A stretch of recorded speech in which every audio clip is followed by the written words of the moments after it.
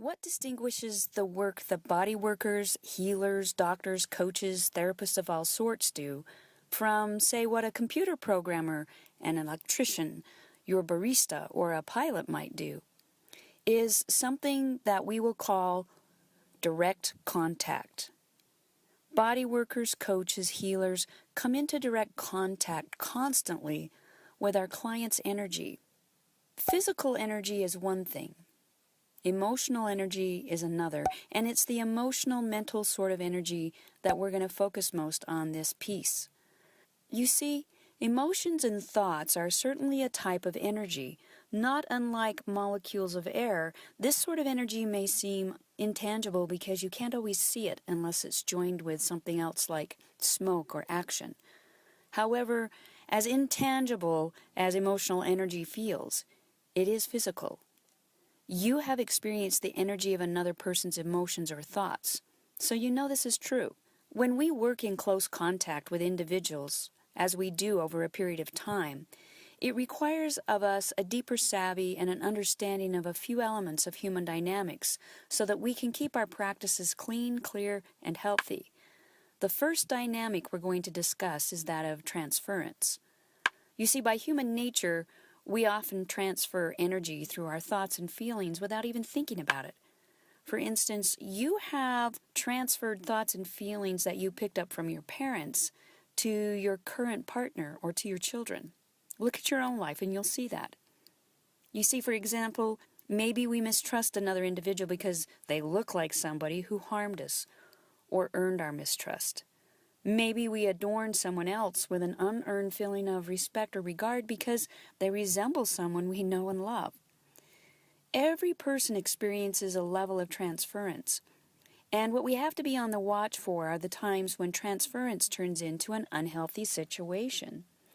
Because as warm and supportive and kind people in the helping fields as we are, we might come in contact with someone who has an unmet need from their childhood or a wounding, and they begin to see us as wonderful beyond belief.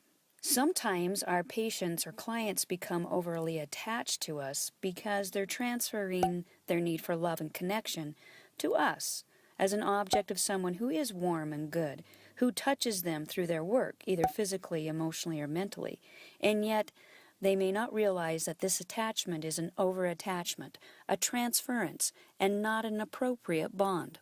These harmful or potentially harmful sorts of dynamics can occur in anyone who has an unmet emotional need.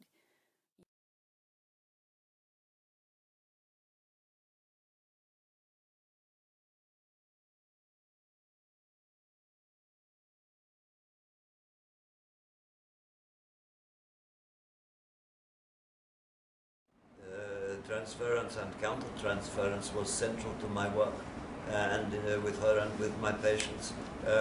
They would elicit attraction in me, in their transference, and I would experience that attraction with them. We worked very brutally and very honestly with these things, but the brutality and the fact that we could call a spade when there was sexual attraction between us took away the potency of it, so it was never acted upon. So Sigmund Freud, are you saying that you also were attracted to your women patients? I was attracted to them and I dreamt about them. Did you dream about them? Absolutely. Did you dream that you had sex with them? Absolutely. That was part That's of... a no-no in my book. But, Dr. Michael Mantell is a nationally known psychologist. For 15 years, he served as a media psychologist on ABC's Good Morning America, and from 1980 to 1990, served as the chief psychologist for the San Diego Police Department.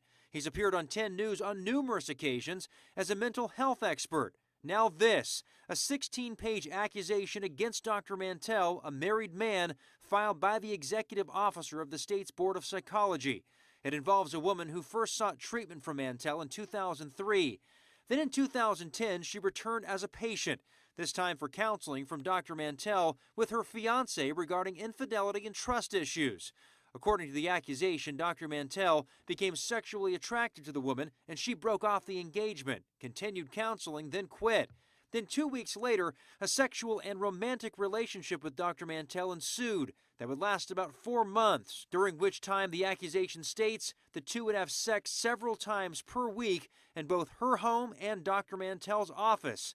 The accusation states that the former fiance learned of the relationship and alerted his then therapist.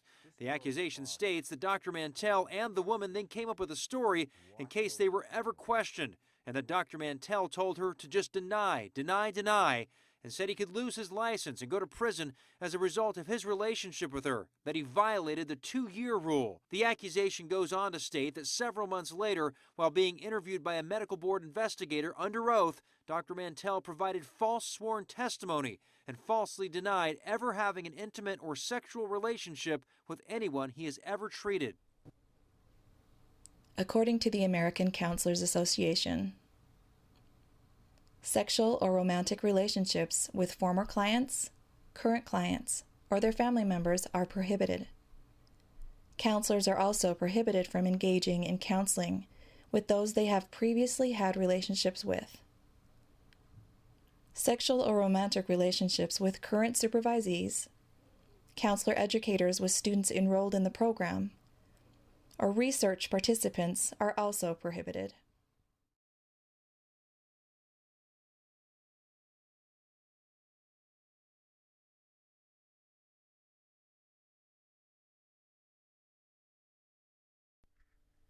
Social relationships are formed for the purpose of friendship and enjoyment. Mutual needs are met during social interaction.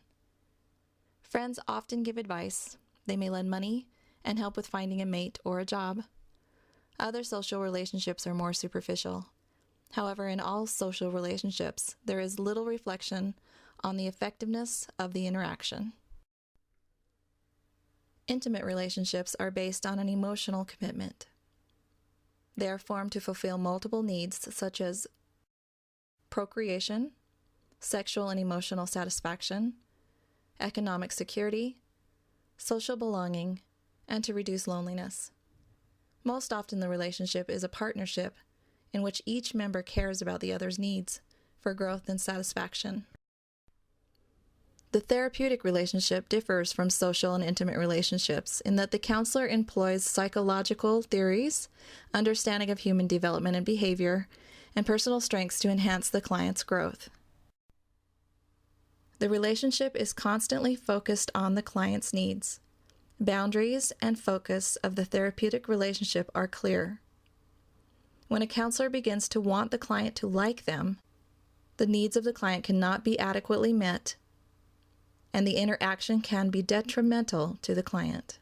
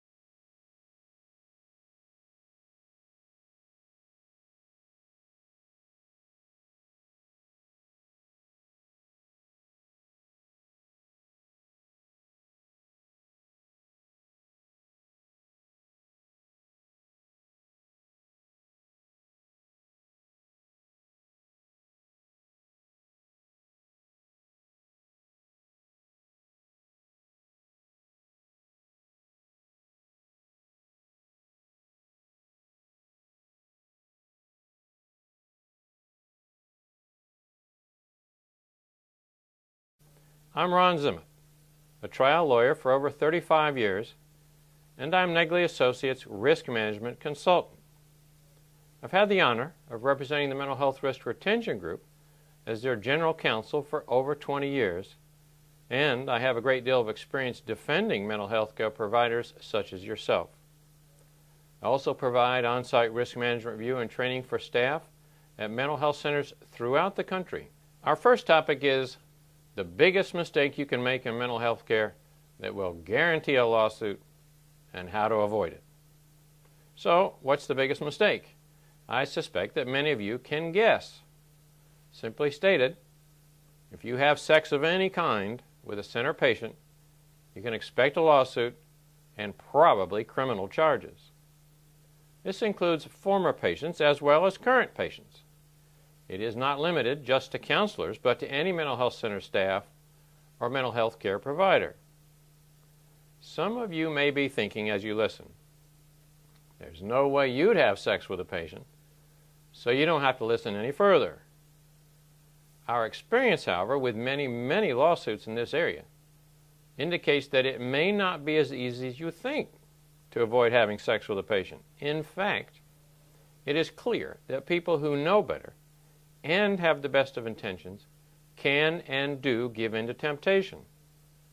For example, in one of our claims, a psychologist with a 30-year tenure at a community mental health center as director of the clinical psychology department and with a spotless record of positive performance reviews had sex with a patient many times in his mental health center office.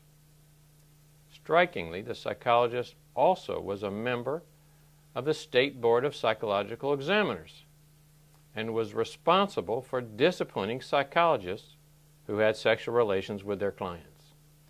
What could possibly have happened to a man like this to allow him to justify having sex with a patient at his office, no less? Asking it another way, what could possibly happen to you to allow you to justify having sex with a patient? Certainly you know it's wrong and that it's a clear boundary violation.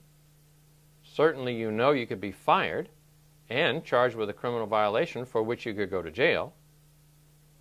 Our claims history, though, makes it clear that when people like this have sex with patients, they have almost always been experiencing some type of upheaval in their lives that makes them more vulnerable to giving in to temptation and that makes them want to seek the comfort of false love from a patient. There are almost always warning signs of the impending boundary violation. This is something you should be aware of so that you can seek help to keep you from taking advantage of a client, and supervisors should be aware of to counsel their employees to get the help they need rather than hurting somebody. The warning signs are basically common sense. Ask yourself, what would make me vulnerable to temptation?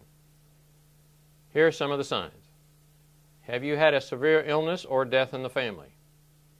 Have you gone through a difficult divorce? Are you having difficulty with drugs or alcohol? Are you suffering from depression, social withdrawal, or low energy? Are you suffering from increased anxiety? Are you overly sensitive to criticism?